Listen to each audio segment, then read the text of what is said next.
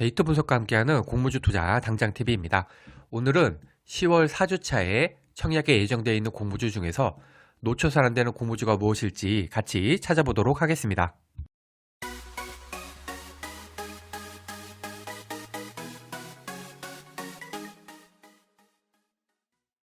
(10월 4주차) 청약 캘린더입니다. 10월 21일에서 22일은 K뱅크랑 성우 청약, 23에서 24는 탐런 토탈솔루션 에이러스 청약, 24에서 25는 HEM파마, 에어레인, 미트박스 글로벌 청약이 예정되어 있습니다. 이렇게 청약이 겹치고요. 그 다음에 요만큼 청약이 겹치네요. 그 전주에 있었던 클로봇이랑 웨이비스 환불금으로 K뱅크랑 성우 청약이 가능하고요. K뱅크랑 성우 환불금으로는 이렇게 5종목 청약이 가능합니다. 이 청약 일정은 언제든지 변경이 될 수가 있고요. 변경이 되는 경우에는 제 유튜브 커뮤니티 채널을 통해서 안내해 드리도록 하겠습니다. 청약 종목 리스트입니다.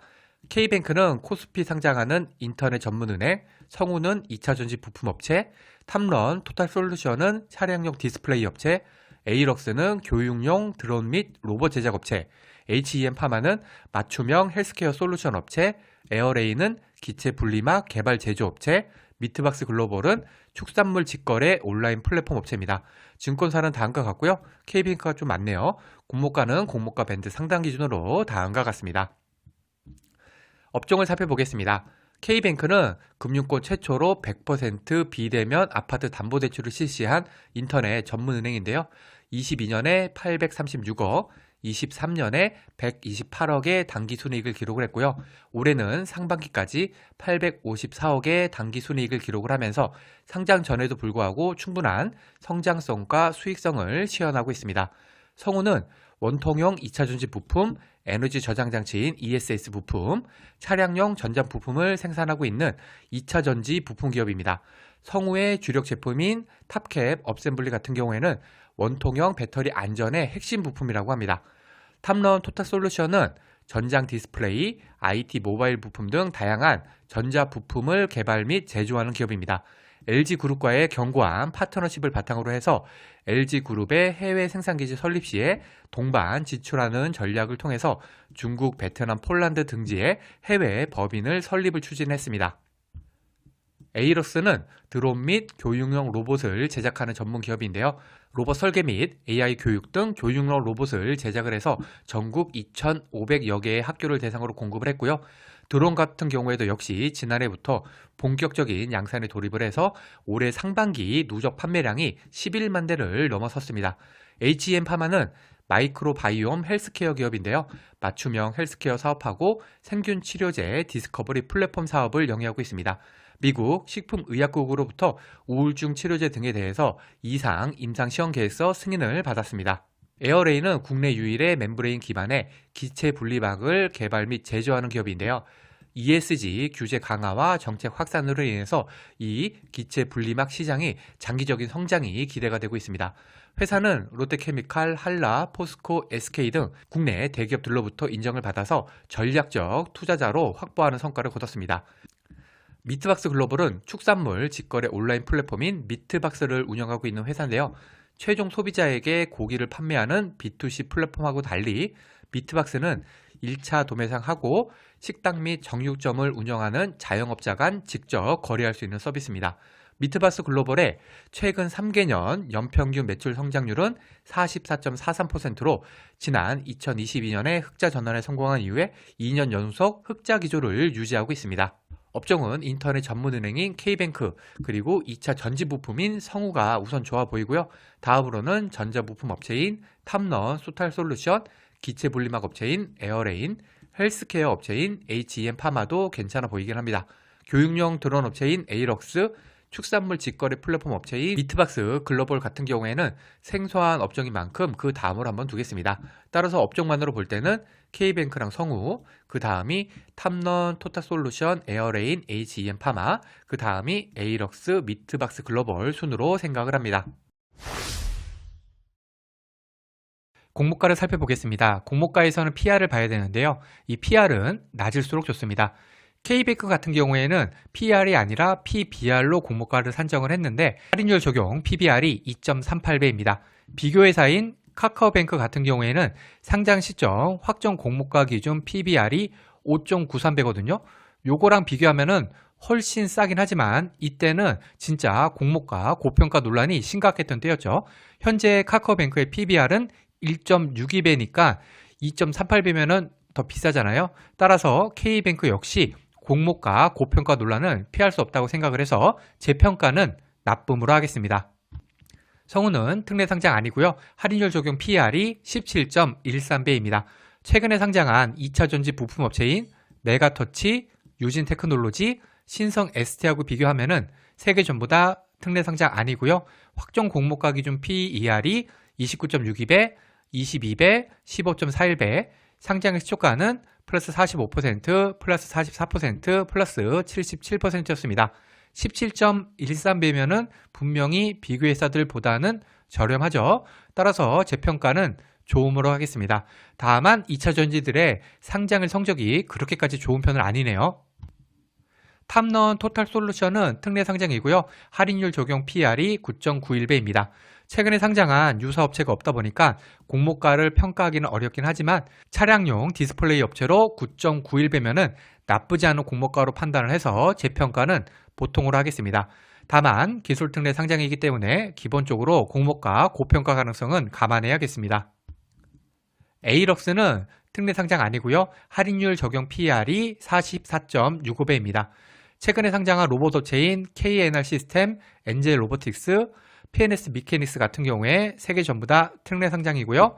확정 공모가 기준 PR이 31.82배, 41.45배, 26.71배, 상장일 시초가는 플러스 174%, 플러스 153%, 플러스 36%였습니다. 비교 회사들의 업종이 유압 로봇 시스템, 웨어러블 로봇, 의료용 제한 로봇 전문 기업으로 에이럭스의 교육용 드론 및 제조랑은 분명히 업종에 있어서 차이가 있긴 하죠. 그럼에도 불구하고 로봇 업종들의 PR과 비교하면은 44.65배면은 분명히 비싸 보여서 제 평가는 나쁨으로 하겠습니다. HEM 파마는 특례 상장이고요. 할인율 적용 PR이 12.74배입니다. 최근에 상장한 신약 바이오 업체인 파로사이 바이오, Y바이오로직스, D&D 파머텍과 비교를 하면은 세 개 전부 다 특례 상장, 확정 공모가 기준 PR이 13.89배, 14.54배, 21.35배, 상장일 시초가는 마이너스 12%, 플러스 161%, 플러스 49%입니다. 12.74배면은 비교 회사들보다는 분명히 저렴하죠. 따라서 제 평가는 좋음으로 하겠습니다. 다만 HM 파마는 기술 특례 상장이기 때문에 공모가 고평가 가능성 염두에 둬야겠습니다. 에어레인은 특례 상장이고요. 할인율 적용 PR이 19.69배입니다. 최근에 상장한 유사 업종의 회사가 없기 때문에 에어레인의 공모가 적정성을 판단하기가 어렵습니다만 제조업체로 19.69배면은 싸진 않은 느낌이네요. 따라서 제 평가는 나쁨으로 하겠습니다. 그리고 역시 기술 특례 상장이기 때문에 공모가 고평가 가능성 염두에 둬야겠습니다. 미트박스 글로벌은 특례 상장 아니고요. PR이 아니라 PSR로 공모가를 산정을 했는데 할인율 적용 PR이 1.53배입니다. 미트박스 글로벌은 워낙 생소한 업종의 회사이다 보니까 비교 회사가 마땅치 않고요. 여기에다가 PR이 아니라 PSR로 공모가를 산정하다 보니까 더더욱 공모가의 적정성을 판단하기가 어렵습니다. 이러한 경우에는 기관 수집 결과에 많이 의존하는 게 합리적이라고 생각이 돼서 일단 평가 보류하겠습니다.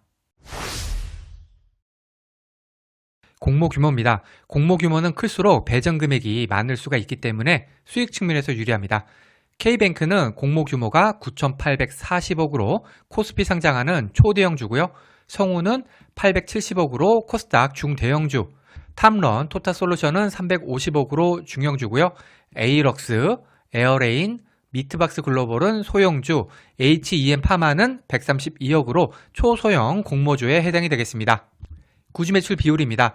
구주 매출이 있다는 것은 공모 금액이 회사가 아니라 기존 주주, 즉 구주에게 돌아간다는 것이기 때문에 공모주로서는 마이너스 요인입니다. K뱅크는 구주 매출이 50%가 있고요. 에어레인은 10.22%가 있는데 이 정도면은 많지 않은 편이라고 할 수 있겠습니다. 특이사항입니다. 특이사항에는 특례 상장, 코네스 이전 상장, 환매 청구권 등이 있는데요. 이 중에서 특례 상장, 코네스 이전 상장은 마이너스 요인이고요. 환매 청구권은 플러스 요인이 되겠습니다. K뱅크는 코스피 상장하는 종목이고요. 탐런 토탈솔루션, HEM 파마, 에어레인은 기술특례 상장, 그리고 HEM 파마에는 3개월짜리 환매 청구권이 부여가 되어 있습니다. 환매 청구권이 있다고 해서 무조건 공모가의 90%가 보장이 되는 것은 아니고요. 코스닥 지수가 10% 이상 초과하게 되는 경우에는 보장 금액이 90% 이하가 될 수도 있습니다. 상장일 유통하는 금액입니다. 이 데이터는 기간 수혜 즉 전 기준이고요. 유통하는 물량은 적을수록 상장일 수급 측면에서 유리합니다. 2024년 4월 이후 상장한 종목들의 평균 기존 주주 유통하는 금액이 288억 15%, 총 유통하는 금액이 638억 30%였습니다. 먼저 코스피 대형주인 K뱅크 같은 경우에는 총 유통하는 물량이 거의 2조로 매우 많죠. 따라서 매우 나쁨으로 평가를 하겠고요. 성호 같은 경우에도 1007억으로 상당히 부담스러운 물량이라고 할 수 있기 때문에 마찬가지로 매우 나쁨으로 평가하겠습니다. 이에 반해서 350억의 탐런 토탈솔루션은 매력적인 유통하는 물량이라고 할 수가 있어서 제 평가는 좋음으로 하겠습니다. 다음으로 평균이 638억인데 총 유통하는 금액이 625억인 에이럭스, 그 다음에 617억인 미트박스 글로벌 같은 경우에는 평균 수준이라고 할 수 있기 때문에 약간 나쁨으로 평가를 하겠고요. 531억으로 평균보다 약간 작은 에어레인은 보통, 그리고 394억의 HEM 파마는 나쁘지 않은 물량이기 때문에 약간 좋음으로 평가를 하겠습니다. 청약 금액입니다. 청약 금액에서는 환불일을 봐야 되는데요. 이 환불일은 길수록 대출이자 부담이 큽니다. K뱅크랑 성우만 환불일이 2일이고요. 나머지 5종목은 환불일이 4일로 길기 때문에 대출을 이용하시는 경우에는 대출이자 주의하시기 바랍니다. 여기 각 종목별 최소 청약 주식수 정리해 뒀고요. 그리고 최소 청약만 하기 위한 금액, 즉 균등만 청약하기 위한 금액도 여기 정리해 두었습니다. 성우 같은 경우에는 최소 청약 금액이 72만 5천 원으로 최소 청약만 하기 위해서도 금액이 상당히 많이 필요하네요. 증권사를 살펴보겠습니다. 먼저 K뱅크 같은 경우에는 일반 투자자 배정분이 NH의 45%, KB의 42%, 신한의 7.1%, 키움의 4.3%가 배정이 되어 있습니다. 각 증권사에 청약하기 위한 청약 한도 참고하시고요. 청약 수수료는 KB만 1,500원, 나머지는 2,000원, 그리고 4개 증권사 모두 비대면 계좌 개설에 한해서 청약일에 개설한 계좌로도 청약이 가능합니다. 다음으로 나머지 6개 증권사에 청약하기 위해서는 한투, KB, 신한, 신영, 미래에셋증권 계좌가 있으면 되는데 여기 청약 한도 정리해 두었고요. 청약 수수료는 마찬가지로 KB는 1,500원, 나머지는 2,000원, 그리고 한투, KB, 신한, 미래에셋증권은 비대면 계좌 개설에 한해서 청약일에 개설한 계좌로 청약이 가능하지만 신영증권 같은 경우에는 청약 초일 직전 4영업일까지 계좌를 개설하셔야지만이 청약이 가능하니까 혹시 계좌가 없으면 미리미리 만들어 두시기 바랍니다. 그리고 KB증권 계좌가 만일 있다면 K뱅크, 탐런, 토탈솔루션 청약이 가능하고요. 한국투자증권 계좌가 있다면 성우랑 에이럭스 청약이 가능합니다. 증권사 계좌 개설은 공모주 투자의 기본입니다. 귀찮으시더라도 혹은 당장 청약 종목이 아니라고 생각이 되더라도 미리미리 만들어 두시기 바랍니다. 그러면 어떤 종목에 관심을 가져야 할지 생각해 보겠습니다. 10월 4주차에는 K뱅크, 성우, 탐런, 토탈솔루션, 에이럭스, HEM 파마, 에어레인, 미트박스 글로벌 이렇게 7종목의 청약이 예정되어 있습니다. 너무 많은 종목들이 몰려 있는데요. 청약일을 겹치면은 비례 청약도 고민이 될 뿐만 아니라 상장일도 겹칠 가능성이 높기 때문에 한 2-3 종목 정도는 청약 연기를 좀 해줬으면 좋겠습니다. 일단 인터넷 전문 은행으로 코스피 상장하는 초대형 공모주인 K뱅크가 당연히 관심 1순위 되겠습니다. 공모 규모가 거의 1조 수준인 만큼 당연히 시장에서도 엄청난 관심을 받을 수밖에 없고요.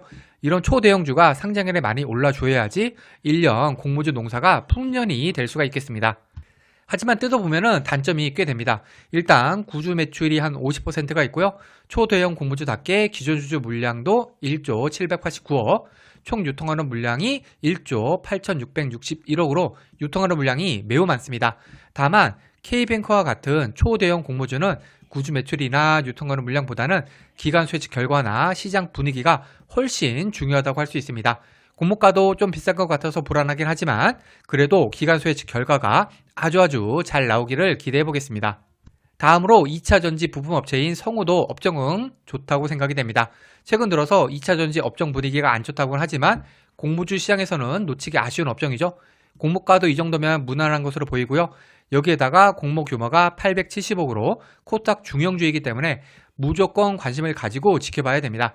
계속 말씀드리지만 공모 규모가 커야지 배정을 많이 받아서 수익이 커질 수가 있기 때문이죠. 총 유통하는 물량이 1,007억으로 많은 편이긴 하지만 시총을 고려하면 23% 정도로 비율은 낮은 편이고요. 이 정도면은 기관 수익 결과만 잘 나와준다면은 크게 문제는 되지 않을 수준이라고 생각이 됩니다. 따라서 기관 수혜직이 아주 잘 나와서 좋은 수익을 안겨주는 공모주가 되었으면 좋겠네요. 차량용 디스플레이 제조업체인 탐런 토탈솔루션도 업종은 좋은 편이라고 할 수 있습니다. 공모 규모는 350억으로 중형주급은 되는데 기존 주주 유통하는 물량이 없다 보니까 총 유통하는 물량이 350억으로 작다는 것이 큰 장점이 되겠습니다. 괜찮은 업종에 괜찮은 유통하는 물량이니까 당연히 관심을 가지고 지켜봐야겠습니다. 에이럭스는 교육용 드론 및 로봇 제조업체로 공모주로 업종은 보통이라고 할 수 있겠습니다. 물론 로봇이기는 한데 교육용인지라 살짝 애매하긴 하네요. 일단 총 유통하는 물량이 625억으로 살짝 많은 편이고요.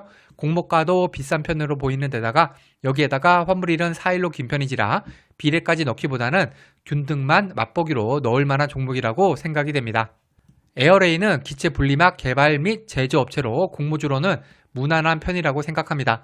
유통하는 물량은 500억으로 보통인 편이지만 공모가가 다소 비싸 보이는 것 같네요. 과연 청약이 겹치는 종목들 틈에서 경쟁력이 있을지는 좀 더 지켜봐야겠습니다. 미트박스 글로벌은 축산물 직거래 온라인 플랫폼 업체로 많이 생소한 업종의 회사입니다. 유통하는 물량은 617억으로 보통이긴 한데요. 공모가가 어떤지 판단하기가 좀 어렵네요. 기관 수익 결과에 많이 의존해야 하는 종목으로 보입니다. HEM파마는 기술 특례 상장하는 신약 개발 회사로 공모주로서 최근 들어서 바이오 회사들의 상장을 성적이 좋기 때문에 업종은 나쁘지 않다고 생각합니다. 유통하는 물량도 무난하고 공모가도 무난하고 3개월짜리 환매 청구권도 있기도 하고요. 다만 공모 규모가 100억대로 초소형 공모주이기 때문에 큰 수익은 낼 수 없는 종목이 되겠습니다. 종합해서 볼 때 저는 K뱅크, 그 다음에 성우랑 탐런, 토탈솔루션, HEM파마, 그 다음에 에어레인, 에이럭스, 미트박스 글로벌 순으로 관심을 가지고 있고요. 당연히 K뱅크가 가장 중요한 공모주 되겠고 개인적으로 성우도 좋은 수익을 낼 수 있는 종목으로 생각하고 있습니다.